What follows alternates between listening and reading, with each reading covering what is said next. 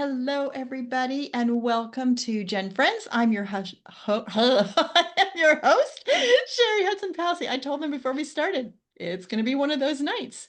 We're so glad that you have joined us because we have got a wonderful guest that we will introduce you to in a minute. But I want to introduce the panel who's joined me. We've got Bernice Bennett from BerniceBennett.com, who's with us here tonight. Hi, Bernice. Hello. Glad you're here. Thanks for joining tonight. We've got Laura Hedgecock from Treasure Chest of Memories. Hello, Laura. Hi. Glad you're here too. Melissa Barker, the archive lady, is here. Hi, Melissa. Hello, everybody. Glad to be here. Glad you're here. And last but certainly not least, we have got Jenny Hawran from Like Herding Cats Genealogy. Hello, Jenny. Hello, happy to be here. I'm glad you're here too. Y'all, I'm excited to introduce you to our special guest. This is Lori Lyn Price. And she does some fabulous, fabulous genealogy research, things that maybe you don't think about. She's got this little niche that's just wonderful. And we wanted her to come talk about it. She does medicine with genealogy. She's got a whole website about the Spanish flu, the 1918 flu.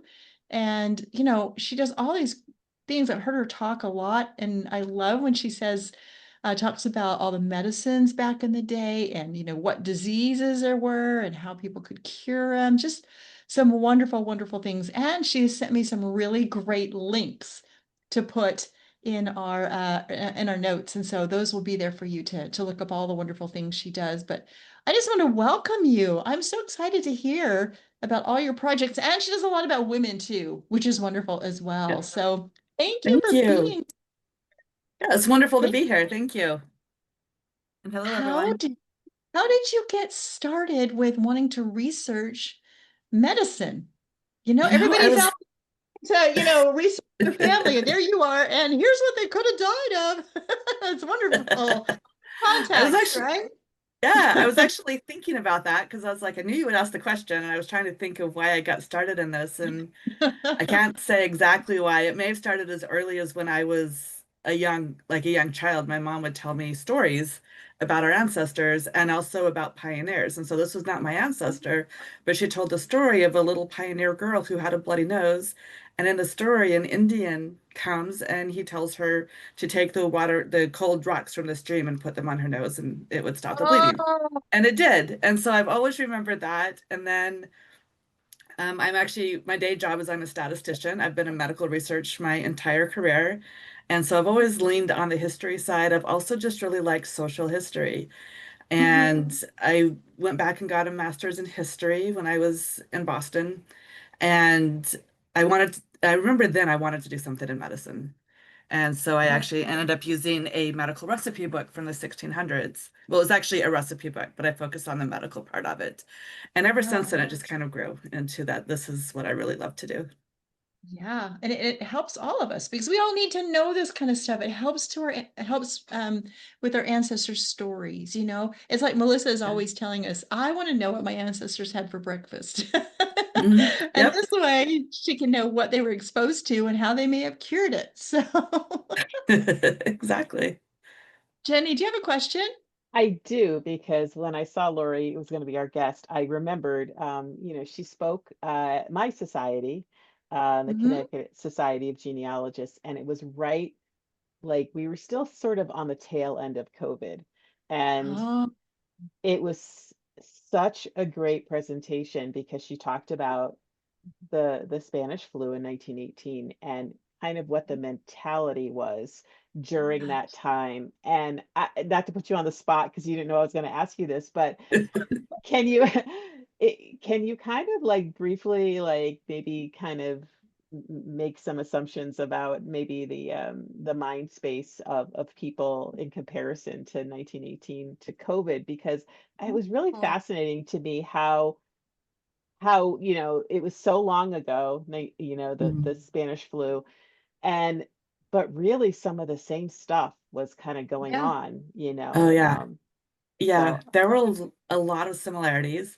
Probably the main difference is that the flu pandemic in 1918 was much faster. it was started and it was over in just a few months compared to COVID, depending on how you measure it, could have gone to 2 to 3 years.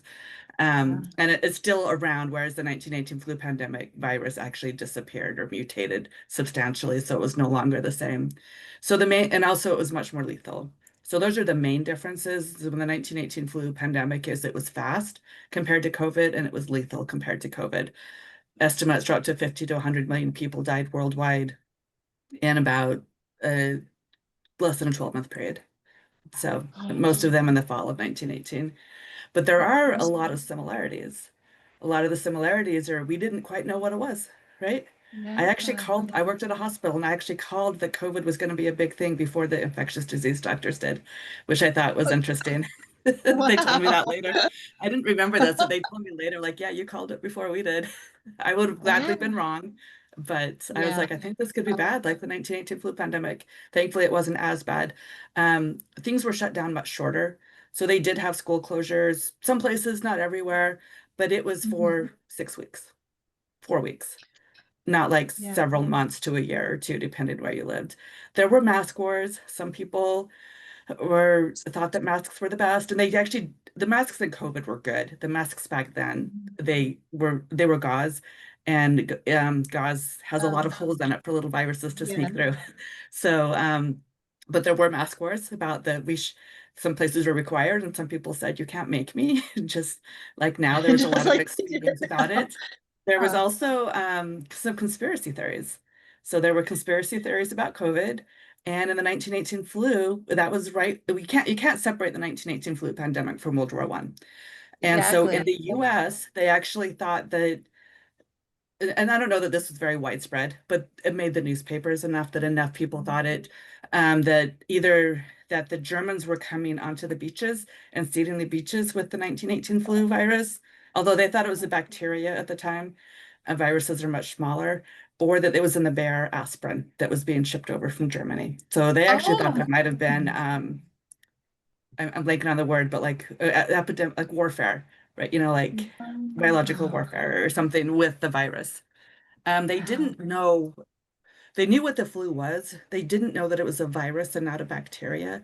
So they were trying in 1918. So they were trying to actually come up with a vaccine for it, but they were trying to do it for bacteria.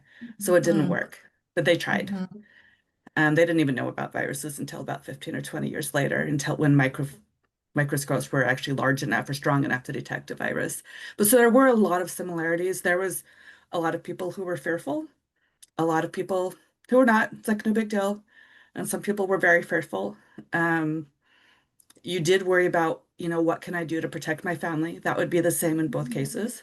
What can I do to protect my family? The things that we might do now would be different than what they would have done back then. But just the thought of how can I protect my family? How can I keep us safe? Is this going to hurt my family? Not just from a medical point, but financial point, social isolation, like all of that was real for both of them. Now I've got a question about that. Now before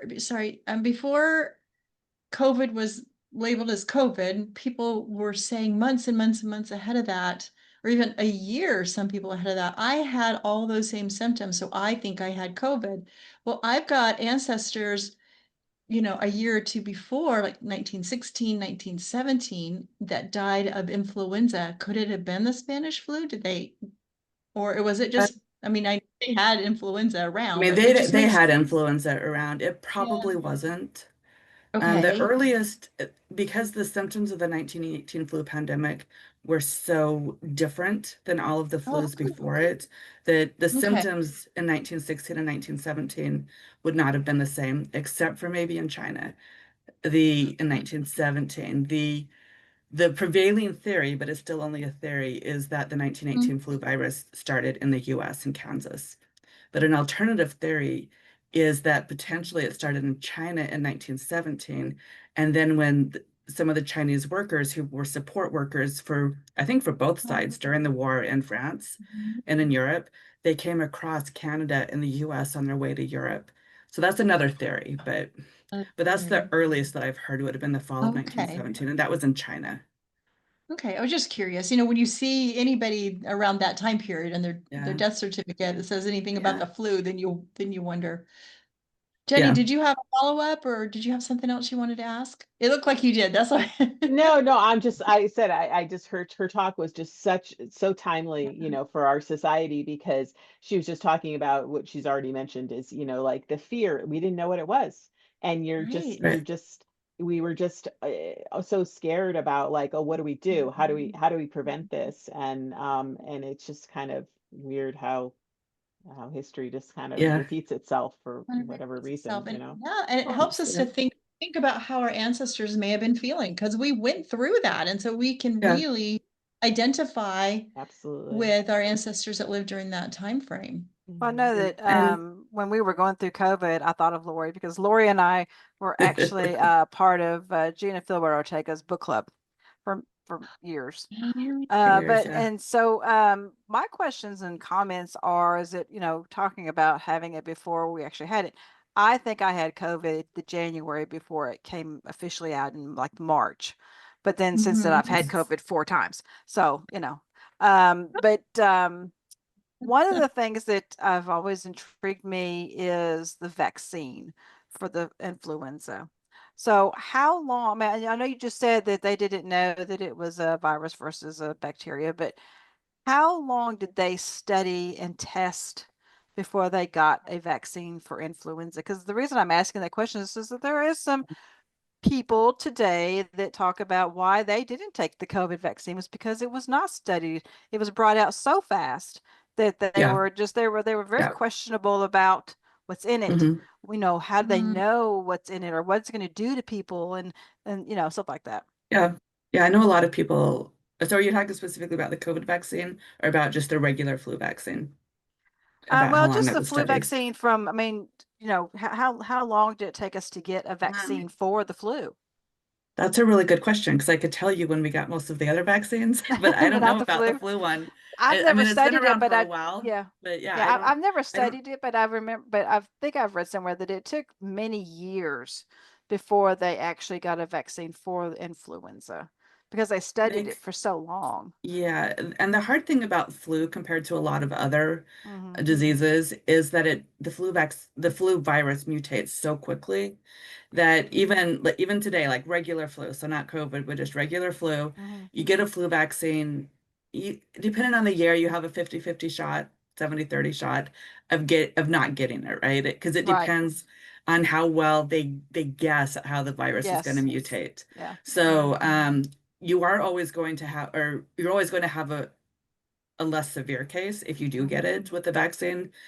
But yeah, the flu vaccine, now it's been studied for a long time. I just don't know when it started, but Hmm. it does Yeah. change a lot because the virus itself mutates a lot.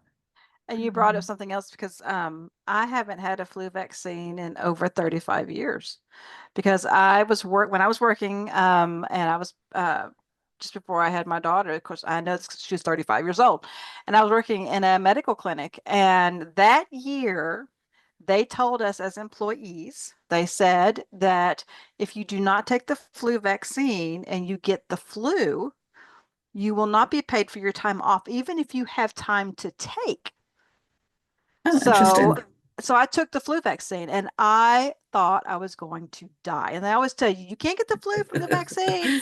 Yes, I did. So I haven't gotten the flu vaccine since that day. Now, I mean, I can get the flu. I'm not saying I'm not, but I haven't. But yeah, and this also I've heard people talk about the COVID vaccines. I've gotten COVID from taking the COVID vaccine. Same thing. It's funny how nothing is old, nothing is new. Thing is It's, Yeah. new. even with Comes back. Yeah. sicknesses like this. Yeah. Yeah. I mean, it's both of those vaccines are usually dead viruses, so Yeah, people certainly have the symptoms. I don't know. I'm not a microbiologist, so I couldn't right. really say more Yeah, than that. But yeah.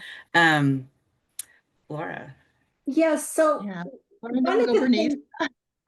things said, well, oh, Bernice had her hand up. I'm sorry. Go ahead, Oh, Bernice. I think you were doing it first and then Bernice just put her hand up. Oh, So go okay. ahead. Right. Um, One of the things that fascinates me about diseases of the past, particularly Spanish flu, but all of them, is using them to help us understand what our ancestors' lives were like. And I can't imagine, like, if you go back even earlier, when your medicine was going out into the field and digging up a couple of roots and boiling Yeah. some teas. And people, in some of these plagues, I mean, people were dropping dead Yeah. left, right. I mean, how do you think that our ancestors were able to cope with that? Did they live in sudden fear, or was life just so much more fragile back then that they were a little more hardened? Or would they be like we are Mm, today, like just scared to death? I think, and this is just my thought, Sure. but I do remember someone who studied it more that they thought the same thing. My thought is that they did live in fear, a lot of that. I mean, not every day like I'm gonna die because there's so many bad things around me. But I Mhm. think they mourned just as much as we mourn now if they lost someone. So some people are like, oh, if you lost another kid back then, yeah, they harden their hearts. I don't know how you could as a parent, No, I didn't No. mean that. I just meant so far as but yeah, factor. Like you could act like my husband has an ancestor who slipped with the axe cutting down a tree. He got an infected leg. It was before mm, antibiotics. He was yeah, dead a few days later. That it was so easy to do Mhm. something yeah. that would result in death. Yeah, it was. And it's a really interesting question, whether people lived in fear a lot more or a lot of people back then, and this is a generalization, but a lot of people back then also believed strongly in God's will and that God's in charge, and that Mhm. that may have helped a little bit. Yeah, I given don't know, but control, possibly. someone's controlling it and not the world's out of control. Yeah, I mean, Yeah. if you look at even some of um, the proclamations back then from government leaders, not just church leaders. It was like, these bad things are happening to us because we're doing something bad and we need to repent. So, Mhm. Yeah, that's true. That's true. And so Bernice, what was your question? I'm Well, sorry, Laura, did you want to finish Laura, that or I'm good. I just okay. said so interesting. Oh, okay. Go ahead, Bernice. yes, I just want to take us back a little bit to around the Civil War.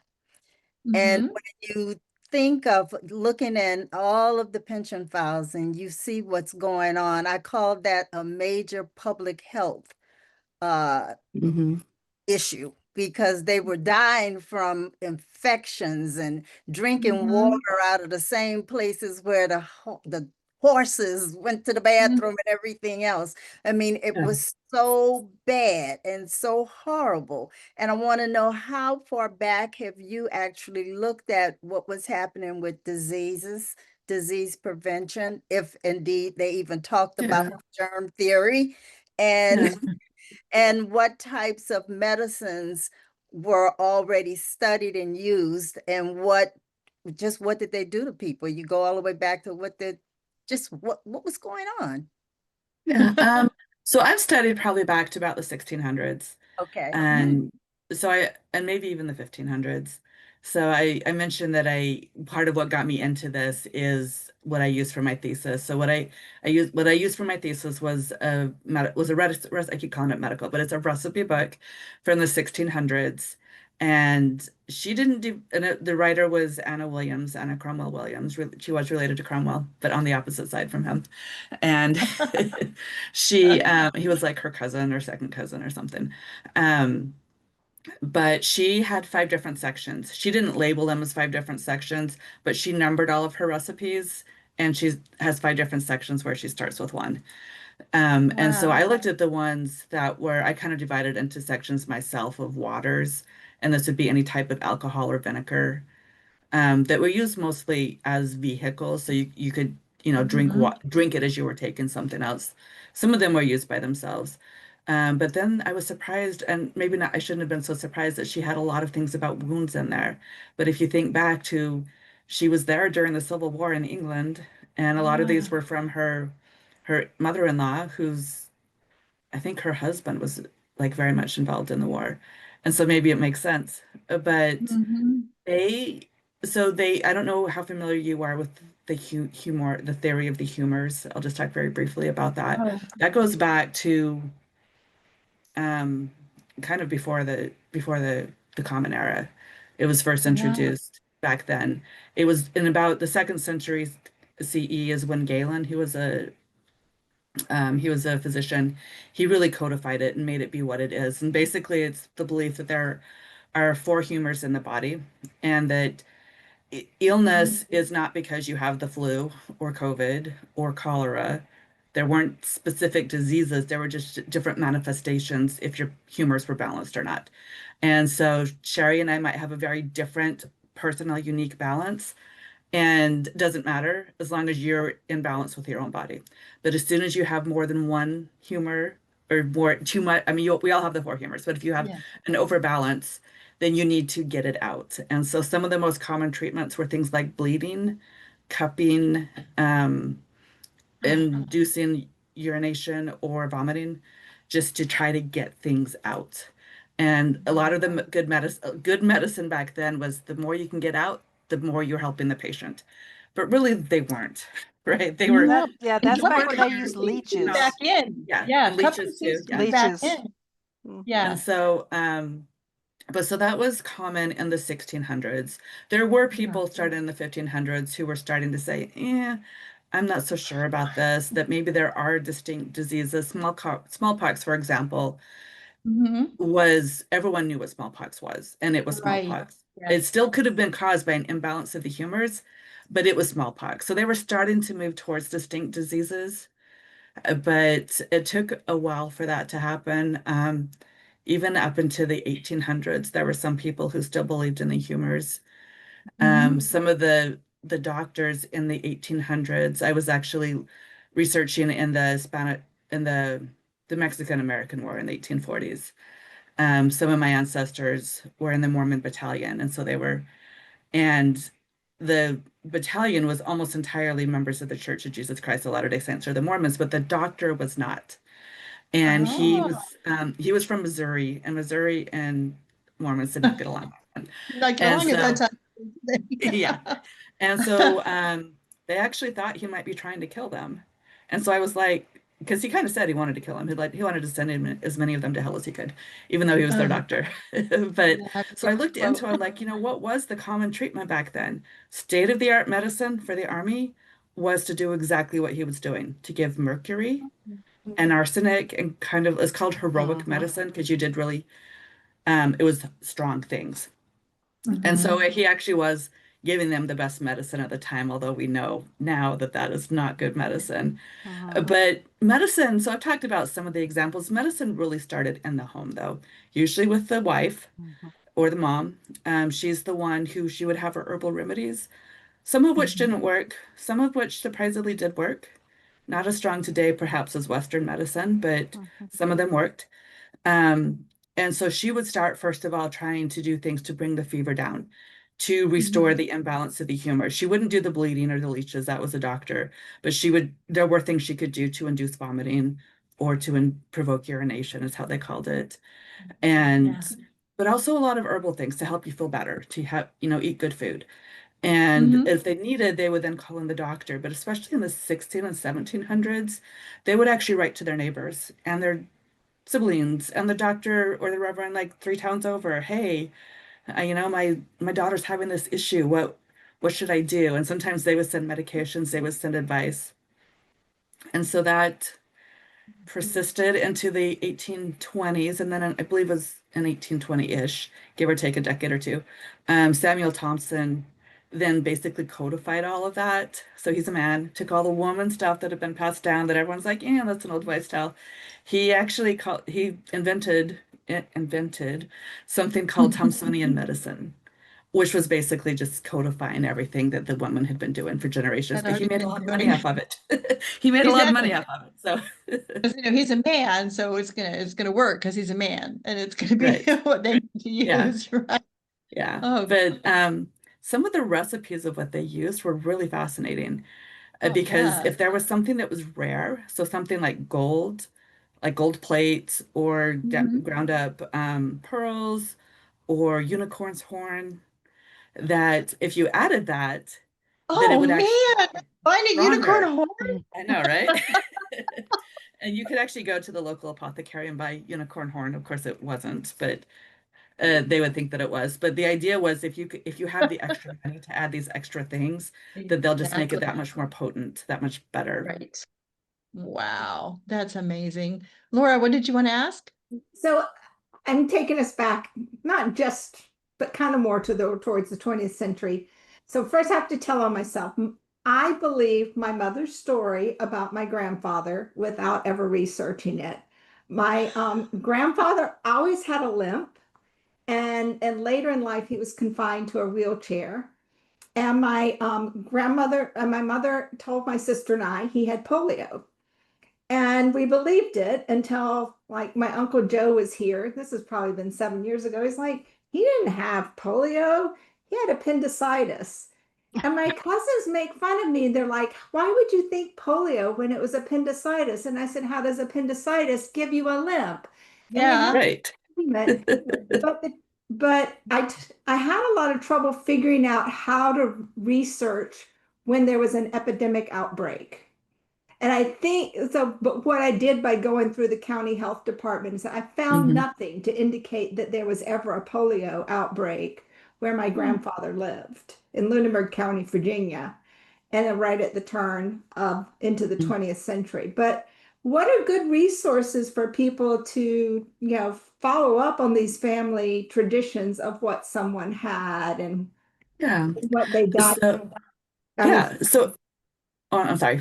Um, So if it was a disease that would likely kill you, like cholera or the flu, not even the 1918 flu pandemic, I wanted to get back to you, Cheri, that to this day, there are a lot of people who die from the flu. So every year, there are thousands of people that die from the flu in the US, even now, tens of thousands. Right. Um, Yes. but if it's a disease that had a high mortality rate, you might want to go look at the local cemeteries and see if a lot of people died around that time. That's one good way. If you go to the historical society, sometimes the public health records through the county or the town are not that great going back that far. I would certainly look at newspaper articles. I would look into any local resources. So go to your local library, the local historical society, certainly newspapers, look at newspapers and see if there's any mention. One of the things that I really liked when I lived in Massachusetts, and I'm not sure how widespread this is across the US, but they had annual town reports. And Ah, the annual town reports, at least for Massachusetts, would actually include how many people died that year of various things. How many people, they didn't tell you the name. Well, sometimes they would tell you the name, sometimes they would just tell you the count. And also sometimes how many people got sick, so didn't even die. And then another good place that I think people wouldn't, so I would start local first, look at all the local things I just mentioned. But then sometimes if you go to PubMed, which is, I'll come back to that in a minute. So PubMed or JSTOR, I think we might be more familiar with JSTOR. JSTOR often has things that are specific to a time and place. So if you're interested in a polio epidemic in Virginia, there might be something on that. Just because there's not doesn't mean there wasn't one, but if there is, then you lucked out. PubMed is it's put out by the National Institutes of Medicine. It's an index to all of the medical journals that are out there and the medical journal articles. A lot of them are publishing historical things. And so you'd have to play around with the search terms. And it is just an index. So unless they're already freely available, you would need to figure out a way to get them. But oh, and then like local historical societies, local genealogical societies, their publications are all yeah. places to start. This is a great question, Laura. you. Let's see. Jenny, did you have another question before Melissa? I can't remember if you had your hand, if somebody else had their hand up before Melissa Melissa. first. Melissa first. Okay. Okay. Yeah, no, great advice about newspapers because, and I think this was all over, but in Middle Tennessee, there was the yellow fever epidemic in the 1870s, and our local newspaper, because I wrote an article for our local newspaper about it, and so our local newspaper was reporting on it, and I mean, and you could read these articles, and you could read the fear because it was like, oh, it's here. Yeah. Oh, it's over here. Oh, it's over here, And so, yeah, the newspapers is a great place. But what I wanted to actually, not a question, but something to say, you were talking earlier about home remedies and the mothers and the wives and things like that. I'm a huge fan of Abigail Adams, John Adams' wife. Yeah. And if you've ever read their whole correspondence is like available. It's fantastic. But they had the smallpox during her lifetime when John Adams was in France, and she was writing to him about it, and she actually self what's the word? Oh yeah, the Vaccine. variolation She inoculation. self-vaccinated herself. She Mhm. exposed herself and her children. She injected live smallpox virus to her and her children, and they got deathly sick, but they didn't die. Wow. Yes, that is something that had actually been going on in the Middle East for a while. Mm-hmm. And then Mm. Cotton Mathers, his servant or slave, was telling him about it when there was a smallpox outbreak in the 1720s in Boston. And that's the first time that I know that they really did anything in the US. But what he did then is he convinced one of the doctors to do, it was called variolation or Mm-hmm. inoculation. And basically, yeah, you would take a sick person Yeah. and then you would basically you'd make an X in the healthy person, you'd make an X in their arm. So you'd get the blood out. You would then go to the boil of the person who had smallpox. You would rub in just a small amount. And the idea was that if you exposed yourself, you would likely have a better outcome. In 1720, there was a huge difference. I'm trying to remember the numbers, but there was a huge difference in death rate between those who got vaccine naturally and those who were inoculated, with those who were inoculated having a much better record. Mm-hmm. And Wow. she may have gotten the idea from George Washington because he actually made all of his troops be inoculated as well. Mm-hmm. I Mm. just remember reading their correspondence and Yeah, her telling him about that she inoculated her and their children, and that they were I really, know. really sick, but that they came through it just They fine. So survived. Yeah. yeah. So She yeah, also go ahead. She also has some correspondence about diphtheria. I don't remember the Yeah. details, but I remember that came up as well of when the kids had diphtheria. Yeah. Very interesting. That, In your and studies, I'm gonna ask real quick, Lori, in your studies, do you use as a reference, and I don't know because I've never really read a whole one, but the Farmer's Almanac.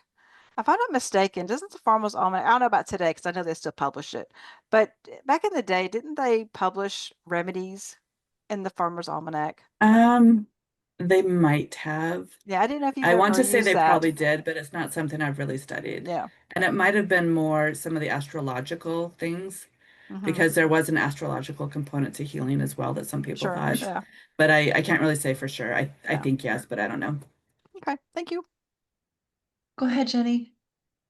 So what I find fascinating when you're doing family research is that um, ethnicity wise, there are Mhm. still some remedies that carry down to modern day. I mean, if you're on any kind of social media and TikTok and everything like that, all of a sudden there's all these homeopathic, whatever you want to call them, Yeah. remedies. And it's like, oh, put onions in your socks so you don't get a fever. And it's like, well, where does that come from? I mean, I'm just asking your opinion, what you think about kind of like almost a full circle where it's kind of woke to, go back to, what your Yeah. ancestors are saying. I don't know if you have an opinion on that. Um, I will say, so when I was looking at Anna Cromwell's recipe book, I got really interested in just herbal medicine in general. And is it good today? Do they have it right back then? And there's not enough. So I'm speaking as a statistician in medical research. I'm putting on that hat right now. There's not enough good research out there, but there is some research that suggests that some of it works. Not all of it works. Some of it was helpful. Most of it just didn't help you, but it didn't hurt you too much. Like the bleeding, the causing vomiting, that could hurt you more. But like just an herbal medicine is usually not going to hurt you, even if it doesn't help you. But some of it A lot really of that I does wonder help was you. mental. Maybe it was mental. I'm taking this and I it's mean, supposed to heal. So, there is a oh, very strong people. placebo Yeah. effect. Yeah, it's called the Yeah. placebo effect, where because you're taking something in your mind, it's going to work, even if it doesn't really by itself. So there's certainly that. Where they got but you know, put an onion in your sock. I have no idea, but I know that some of it works and some of it's just fun to read about. Yeah. Yeah. And Right, sometimes if you're you so want. sick, you'll try anything. Yeah. Yeah. And I was saying earlier that I've seen that, you know, we were talking about cupping. That's back in style. Oh, It a lot is. of athletes do that now. A Yeah, lot they of do. athletes do that Yeah. cupping. Yep. So very, very interesting. And I know I go to a chiropractor and he's got Mhm. bottles of pills that are herbal, you know, remedies and Yeah. things like that. So people are still using them. I know somebody who as she raised her children because her husband owned his own business and they didn't have any health insurance, she used all these herbal methods and I would call her and say, okay, this is not the regular medicine is not working for me. What can I use for this or that? And she would tell me and she'd say, but don't tell anybody that I told you that because I don't want anybody else calling me. And most of the time the herbal things were working when traditional medication was not. It was very bizarre. So you just Isn't, never you know. know, My husband had horrible back pain and he was referred to an acupuncturist. So he went to Ah. this acupuncturist who was Asian, and the gentleman found out that my husband was also asthmatic, and he said, "Here," he said, "I have something to give you that will cure your asthma," and it was these herbs and stuff that he were to make a tea out of and drink. And so he brought it home and he made the tea. And I'm here to tell you that stuff smelled was the worst smell. And my husband couldn't even drink it. He said, forget it. So we It don't was need horrible. thought you were going to tell me, and he was healed. And he No, never. no. He said, I cannot Yeah. drink this. It was awful. He said it sounded like it smelled like it came out of a cadaver, is what he said. It was awful. Yeah. Yeah, Yeah, kind but of yeah. the, But yeah. acupuncture is really known. You know, I don't think it's talked Mhm. about in a lot of It is. places anymore. I don't hear it talked about as much as it used to back in this would have been in the 90s when he was going. But, you know, I don't even know where you'd go today to find an acupuncturist.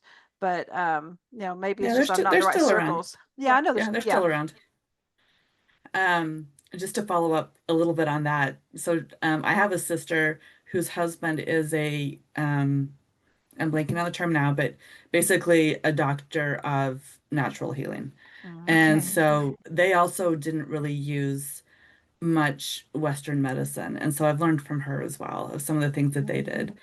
And kind of the way I approach it is if it's something like a headache, I might try not to take a pill. I might try to do something herbal, but if it's something like pneumonia, I'm going to go get those antibiotics. You're gonna go to the doctor. So, And it's too bad Shelley couldn't join us tonight because didn't her brother Yeah. use homeopathic Yes. medicine and Yeah. wrote a Yeah. book or something on it, right? yeah, Yeah, it's too bad she's not yeah. here. Bernice, you've had your hand up for a while. Sorry. Well, I just want Laura to tell us what has she uncovered about women's health. Oh, interesting. That's a great question. So, yeah. So, my brother-in-law's a naturopath. So what I have covered, so one of the things when I was doing my thesis, so what I did is I used this recipe book and I looked at all of the medical recipes, I transcribed the whole thing, and then I made a database because I'm a statistician and that's what I do, right? So I made a database. I had like a cell for everything. So I had a column for the ingredients, a column for who it was, because she also said who gave it to her, which was really interesting because then I could do it by gender and by, rank, like normal Ah. like a peon level or like, Dr. General or something. But so one of the things that I looked at is women's diseases and who contributed the recipes for women's diseases. And do you have any guesses? Did men contribute for women's diseases? I would think not. Not But did they? many. Not They did many. a I would little think bit, but not many. the But it was yeah, more like for in things the like, community. if I remember right, it's been a while, but it was more for things like hysteria, things they could diagnose from across the room without touching you. Whereas the woman would get down into, yeah, I'm having heavy bleeding. I'm having this, I'm having that. Right, Um, right. but so, yeah, so one of my chapters talks about diseases in the thesis, and I do compare the men and the women and talk about that really, for the most part, it's only, well, and we don't know if men may have contributed and she didn't accept them. So we don't know for sure that men didn't contribute more. We only know which ones she chose to put in her recipe book. So Gotcha. it is, I always have to think of the bias as a statistician, like what are the other explanations? But yeah, the women's diseases have been the same across time. They have always been of interest to women, of less interest To often men. to many men. I don't want to say that too generally, but to many men at Yes, least. exactly. Yeah. Um, I gave Cheri a link to my thesis if you want to go read that section, because I don't remember all of the details, but it's just chapter 4.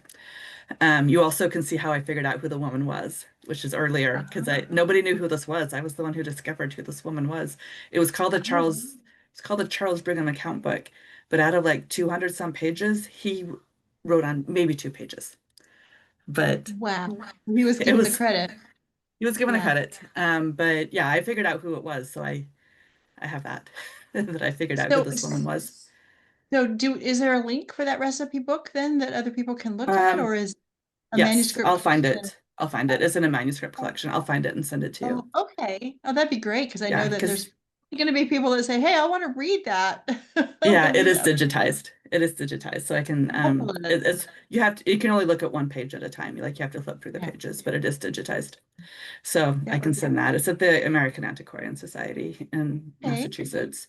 It's more in terms of women. So a lot of the research that I've read, not so much that I've done, is in early modern England, which is 1600s, maybe early 1700s.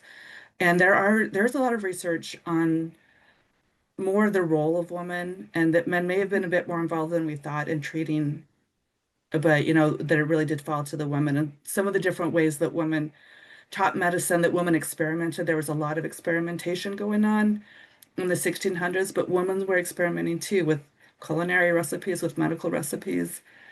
Uh-huh. And then more recently, I have been looking at Utah women healers.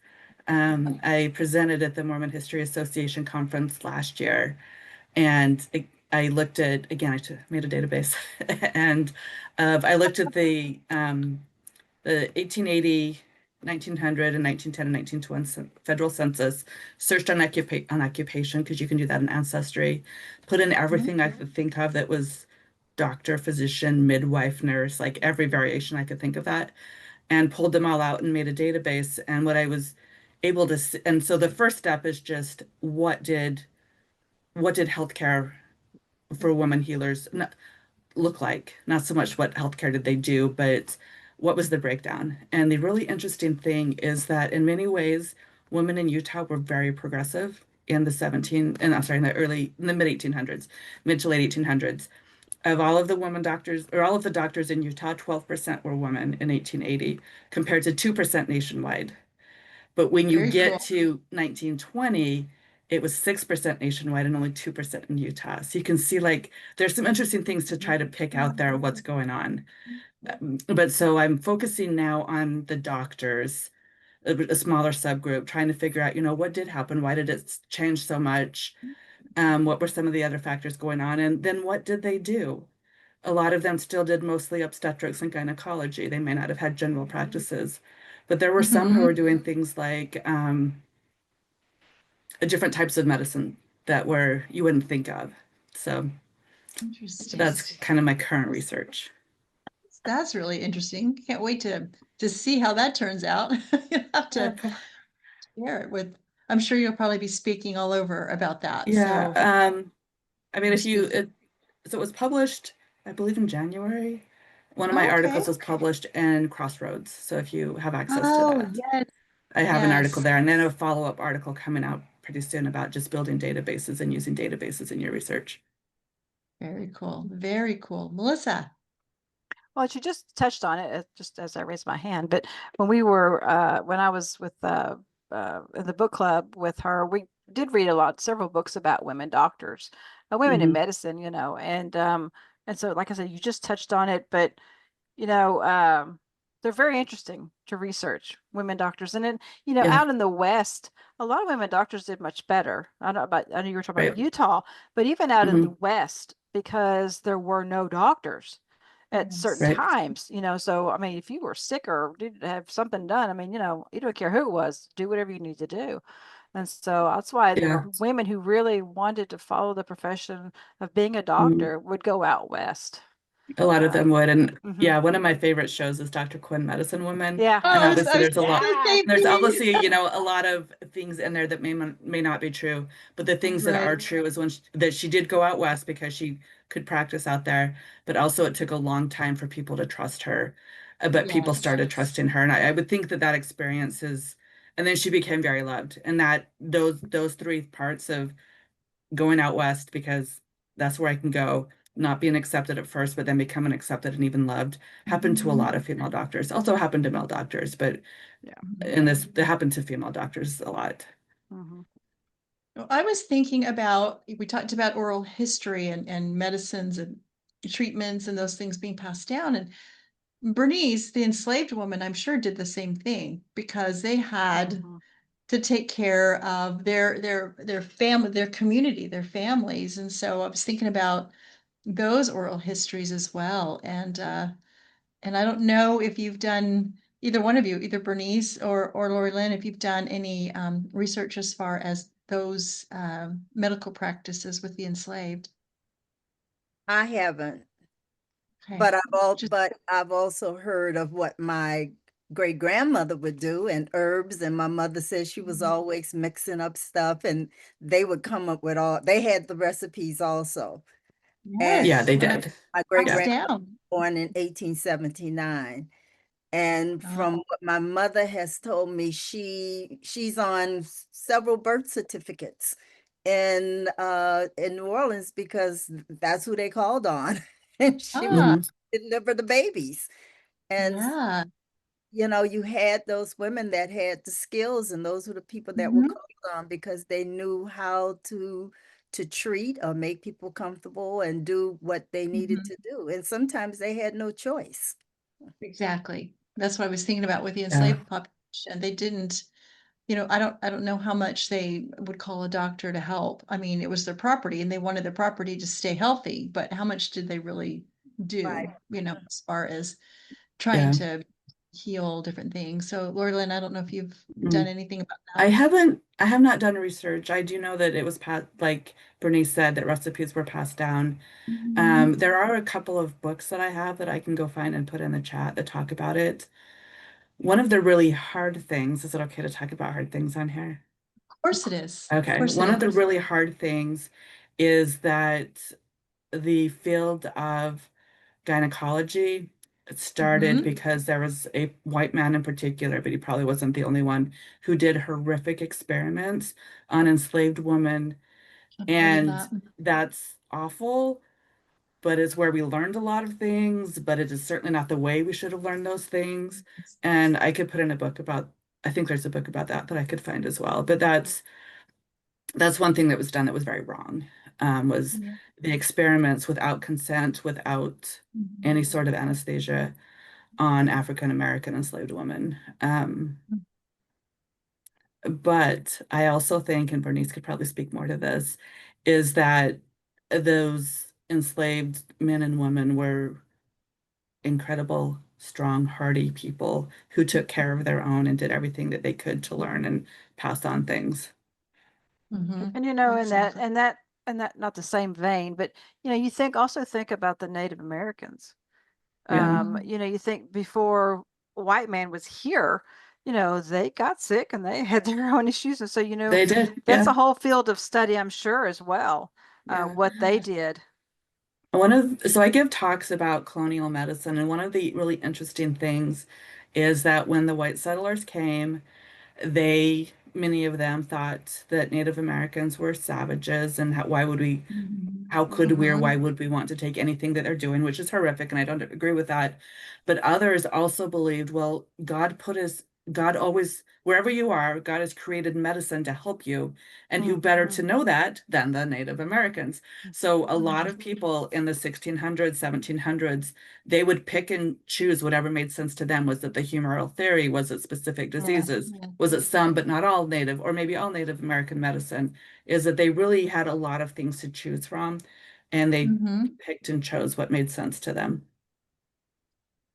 Interesting. Bernice. Yes, I just wanted to say that I actually heard the speaker speak, but she wrote a book. Her name is Harriet Washington, and she wrote a book entitled Medical Apartheid: The Dark Oh, History of Medical Experimentation on Black oh, Americans from Colonial Times to Present. Mhm. And mhm, this is a book that really it would turn your stomach, really. It's very sad what happened to enslaved people during that mhm, time. And this continued to present time, really. But mhm. it's a good book to read so that you could really understand the experimentation that went on during that period. You'll have to send me that link, Bernice, and I will stick it in with Okay. everything else that we're putting in there. So um gosh, you know, what you do, Lori Lyn, is fascinating. It's absolutely It is. fascinating. Your research, you know, that you do. And I know, you know, and a lot of times people at certain periods of time, these potions and things they would call them, they thought it was witchcraft, right? They thought, Oh you yeah. know, these, Yeah. yeah. Yep. And I think a lot of them really did work. It's just people were they were afraid of it, I think. You know, they were afraid of some of the, but yet when their families got sick, who did they go to? You The know? same people. Yep. Oh, exactly, exactly. And so um it's just fascinating. Thank you so much for coming and talking to us. And did you have another question? Or is your hand just accidentally still left up? I just want to make sure. Oh, I don't have another question. Okay, just wanted to make sure. Just want to make sure. Before we end, does anybody have a question that we didn't ask? I don't have a question, but I just want to thank Laura Lynn for coming because, you know, you mentioned on the onset that you said that I like to know what my ancestors had for breakfast. Well, Yes. that's just that's a euphemism for saying I want to know everything about my Mhm. ancestors. You know, Absolutely. Laura and Bernice and all of us Yeah, we really talk a lot about telling our ancestors' story. And, you exactly. know, you can't tell your ancestors' story without what Lori Lynn is bringing to the table, you know, Right. because none of our ancestors had perfect health. You Exactly. know, my grandfather had polio. My Mhm. great aunt had polio, you know, and so, Mhm. you know, all the, well, I mean, we should not overlook those things in our research. We Oh, should not overlook absolutely. those things in our ancestors' story. I mean, we Mhm. should include that. And in fact, I think we should Yeah. also include a bit of background on what is polio? Yeah, What that's a good time idea. frame was Mhm. that going on? You know, put it in Yeah. Yeah. perspective with your ancestors. So that's just Mhm. kind of an advice to genealogists who are listening. Yeah. You know, Oh, exactly. our ancestors' story is more than just their birth, death, and marriage dates. There is So Yeah. so much Oh, much more. more to them. Yeah. And oh, all of and even if they weren't healers, and even if they never got sick, they were a part of the bigger culture around them where Yes. their mortality rate before antibiotics and vaccines was high, and they One of had the to exactly. things, deal yeah, with one of the that. things I look at with my ancestors is, believe it or not, their grief. Oh, You Mhm. know, yes. grief is one of those emotions that cause a lot of different things. It could cause people to move to a different place. Sure. It could cause people to be fine, upsetting citizens, and all of a sudden they're not. Mm-hmm. You know, Mm-hmm. so, you know, and that grief could come from all kinds of things, but mainly usually it comes from a death. You know, a death Mm-hmm. of a child, death of a wife, a husband, you know, a parent, somebody. And so instead of just being those date collectors, I would encourage you to really, Yeah. really tell your ancestral story. Try to understand why they did what they did. Don't judge them. You know, even if, especially if you didn't know them, don't judge them. Just, you know, why? Ask the question why. Yeah, exactly. Thank you so much. And Laura Lynn, is there anything that we didn't ask that you would like to make sure you out there? You know, I don't want you to go, oh my gosh, they didn't ask me this. No, I don't think so. I think we covered a lot of different things. It was a pleasure to come onto this and talk with you all, and I really appreciated it. Thank you. Well, thank you. I've got lots. I want to look at your links, you know, and think about my ancestors in those time periods and look at those certificates that I have. And of course, I'm in South Carolina, so those start really late. And so I've Yeah. got to, you know, I do have some newspaper reports of deaths and things like that, but do a little bit more into, you know, what was going on and what may have caused that and what they may have used to try to cure them. I think that's interesting too. That's It an is, yeah. interesting. So Thank you. Thank you so much. Thank you, panel, for being here. And as always, your wonderful questions and comments. They're great. They always come up with the most wonderful things to ask, and I sure appreciate each and every one of them. So thank you so much. Thank you for being here, and thank you for watching. And, we would love to hear your stories about your ancestors and maybe some of the family stories that have passed down about the healers in your family. What did they use to help their families get over whatever illness may have been happening? So we'd love to hear from you. And so with that, we we will say goodnight, and we'll see you the next time on GenFriends. Bye, everybody. Bye. Bye.